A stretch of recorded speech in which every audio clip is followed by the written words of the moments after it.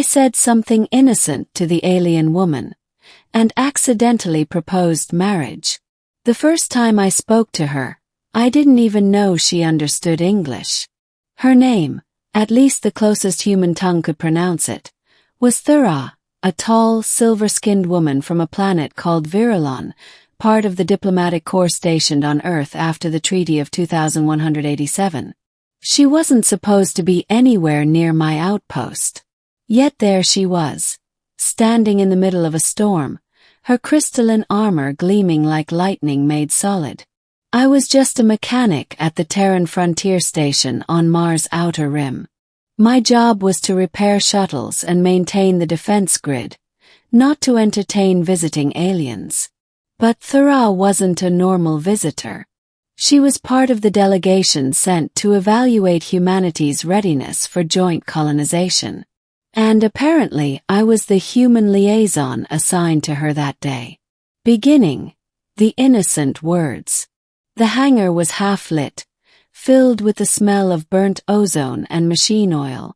I was on my back, tightening a plasma conduit, when her shadow fell across me. "You are human," she said, her voice smooth but metallic like water running over steel. I nearly hit my head on the panel above me. Last I checked. She tilted her head, examining me with iridescent violet eyes. "You work with your hands. Someone's gotta keep your ships running," I muttered, wiping grease off my gloves. "Not every problem gets solved by lasers and diplomacy." Her expression didn't change, but I swore I saw the faintest curve of a smile. We worked in silence for a few minutes. I explained how the Terran engines differed from Virulon propulsion systems. Simpler, dirtier, but easier to repair in the field. She listened intently, her gaze following every motion of my hands. At one point I tried to lighten the mood. "You know, for someone who looks like they were sculpted out of starlight, you don't talk much." Her head turned sharply toward me. "Sculpted? Yeah. It's a compliment," I said quickly. "Means you're, beautiful." Silence. Then she stepped closer, too close. I could see faint, shifting constellations reflected across her skin. "Among my people," she said slowly, "to call someone beautiful while working beside them is to ask for a bond." "A bond?" Echoed. "A life bond," she said. "Equivalent to what you call marriage." Middle. The cultural mistake. Froze. "Wait, hold on. That's not what I meant." But Thura only blinked at me. "Then you did not intend to ask for union?" "Of course not. I was just trying to be polite." She frowned, glancing away as though embarrassed. "Human customs are confusing.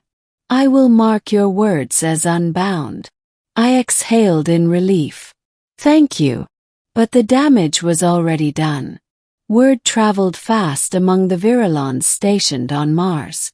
By the next morning, every alien engineer in the hangar was watching me like I'd just confessed eternal devotion to one of their royal guards. And Thura, she avoided me. For 3 days I barely saw her. When I did, she kept her eyes lowered and her voice formal. The warmth she'd shown before was gone, replaced by the cool distance of an officer fulfilling duty. It bugged me more than I wanted to admit. On the 4th night, I found her alone in the observation dome, staring out at the Martian sky. The stars reflected in her armor like scattered diamonds. "You're still avoiding me," I said.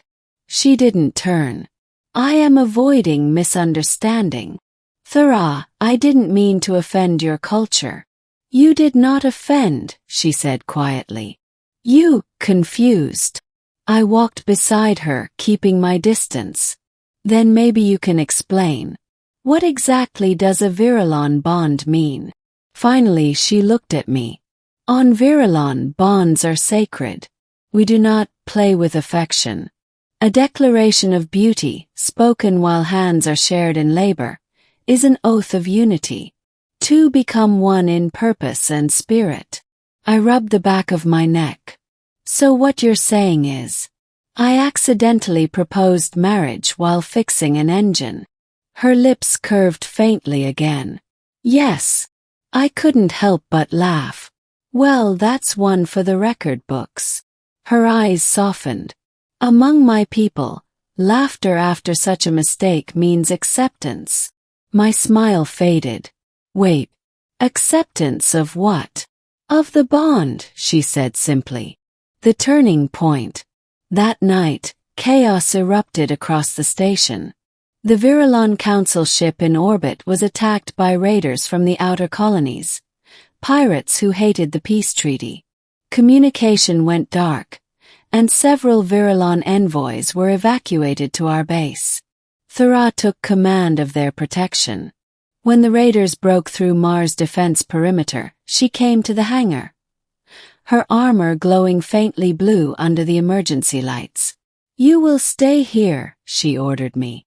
Not a chance, I said, loading a plasma rifle. I'm not letting you fight alone. She gave me that piercing stare again. You are not trained for this.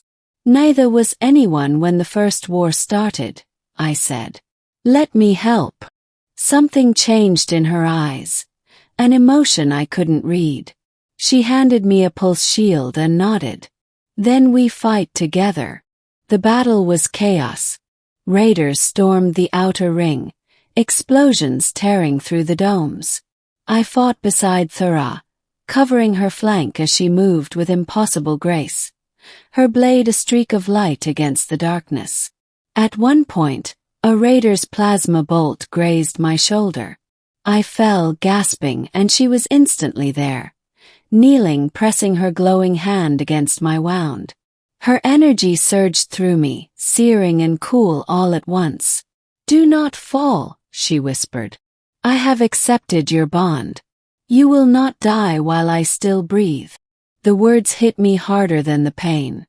I looked into her eyes and saw something terrifyingly human. Fear. Not fear of death. Fear of losing me. After that, I fought like I'd never fought before. Together, we drove the raiders back until the sky outside burned crimson with retreating ships.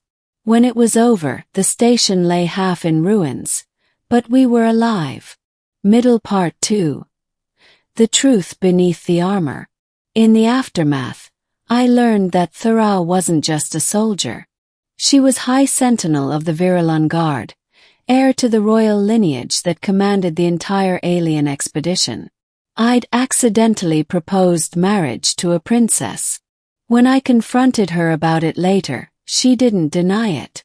My lineage does not matter, she said softly. You fought beside me. You bled for me. That speaks louder than rank. Still, I said, you deserve someone who actually understands your customs, not some clueless human mechanic. She smiled faintly. Perhaps understanding is not always needed to begin something true. We sat in silence for a long time after that, watching the stars flicker over Mars' horizon. Ending duty and destiny. Weeks passed.